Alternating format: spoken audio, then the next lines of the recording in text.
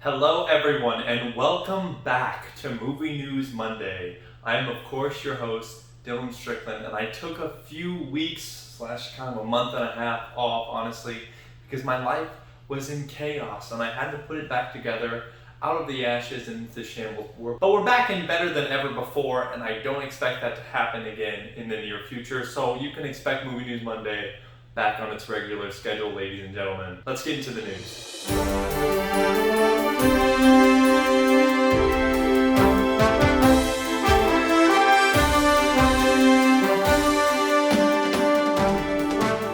On Monday, Ryan Reynolds announced that Disney does want a Free Guy 2. Free Guy has been doing really well. I did see it over that break, and I really enjoyed it, so I'm actually on board for a Free Guy 2. Can't wait to see what they do with this. Hopefully it does happen. It's just in talks right now, so we'll see. Also on Monday, New York City Comic-Con announced that to attend, you have to be fully vaccinated, and they will be requiring you to wear a mask while you are there. This, of course, takes place over October 7th through the 10th. It's a big deal because New York Comic-Con is quite a big deal. Attendees 12 and over are going to be required to wear a mask and be vaccinated upon entrance. This is, of course, coming to you from the Hollywood Reporter, and I think this is a good idea. I think you should go get vaccinated. I think you should wear your mask properly. We're not quite out of the COVID yet. We were almost there, and then we got set back, and then now we're where we're at again. But they said you have to wear your mask in the convention center unless you are eating and drinking. Also on Monday, Hotel Transylvania has been bought by Amazon from Sony for $100 million. This is now going to go straight to the streaming service Amazon Prime.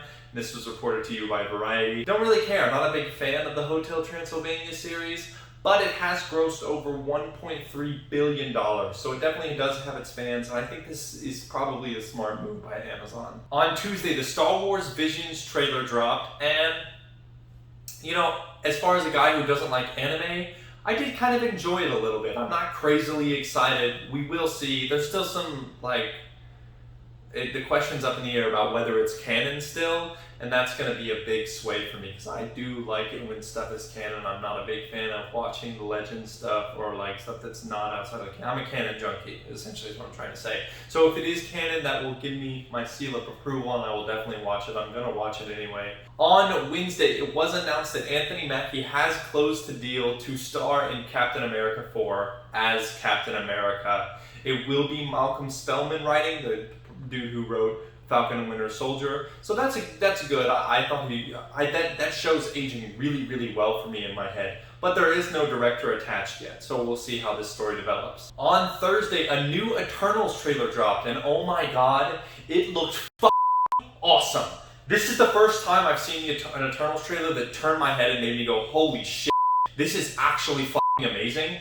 This one was fantastic. It's the first one I've liked for the Eternals, and now I'm actually genuinely pumped to see the movie. I cannot wait to see this now when it comes out in November. I'm ready. I'm just ready to see it now. The trailer was fantastic. If you would like to check out any of the trailers I mentioned in this video, they are of course linked down below in the description so you can give them a watch for yourself. A new biopic centered around the creator of Star Trek, Gene Roddenberry, now has a script written by Emmy Award winner Adam Mazer.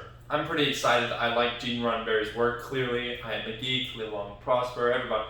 Yes, I like Star Trek, so I'm going to be excited to watch this biopic when it eventually comes out. And it's a good to hear that they have a script already written by an Emmy Award winner. On Friday, it was announced that DC Films is developing a Black Canary movie with Jurnee Smollett, I hope I pronounced that name right, returning as Black Canary. Her first appearance, of course, being in Birds of Prey, which is an okay film in my opinion, but that does kind of confirm that this will be a part of the DCEU. Misha Green is writing. There are no plot details released. I'm kind of average on this. I'm not really crazily excited. I wasn't in love with Birds of Prey, or I was and now I'm not, but I will likely see it because it's a superhero movie. And also on Friday, Marvel Studios' Armor Wars, the show centered around Don Cheadle's character, War Machine, has gotten its head writer in the form of Yasir Lester.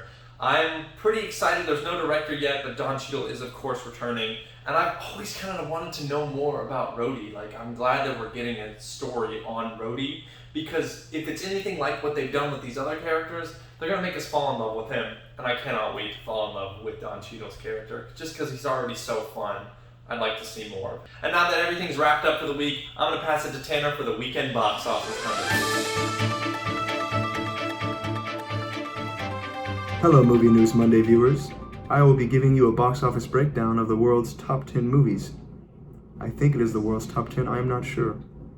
Sitting at number 1, we have Free Guy, with the last weekend box office total coming out to $18,790,000, bringing its gross total to a $58,812,975 total. Number 2, Paw Patrol the movie. $13 million is what it made this past weekend, bringing its total to a $34.5 million worldwide. Number 3, we have Jungle Cruise with Dwayne Johnson and Emily Blunt. I don't know why I named the cast in these. I didn't do it for the other ones, and I probably won't do it for the other ones. Past weekend, it made $6,230,000, bringing its total to a $92,543,828. That's a lot of cash. Don't Breathe 2, this past weekend, made $5,050,000, bringing its total to a $27.2 million. Respect, R-E-S-P-E-C-T, $3,810,000 is what it did this past weekend. In total, we have $16.3 million. Number 6, James Gunn's The Suicide Squad. $3,410,000 is what it's done in the past weekend. But in total, it has made $71 million. Number 7, The Protege has made $2,935,000 in the past weekend. At number 8, we have The Night House. I don't even know what that is, but it has made $2,869,000 this past weekend, so somebody must. We have Reminiscence with Hugh Jackman. I know I said I wasn't going to name any more cast members, but I lied. So, on its opening weekend, the past weekend, it has made $2 million. I hope it makes more. Number 10, Black Widow. It has made $1,157,000 in the past weekend, which may not seem like a lot, but in total, it has grossed the most, $180,211,043. Make sure you get your butts moving to those movie theaters and pick these numbers up, guys. This has been the Box Office Report for Movie News Mondays. And that is going to do it for Movie News Monday. If you enjoyed this, please leave a like and subscribe. Like I said, it really, really helps me out. I will be back next week for another Movie News Monday, and we do have a Candyman Media Melt coming out at the end of this week. Thank you guys so much for watching, and I'll see you next week.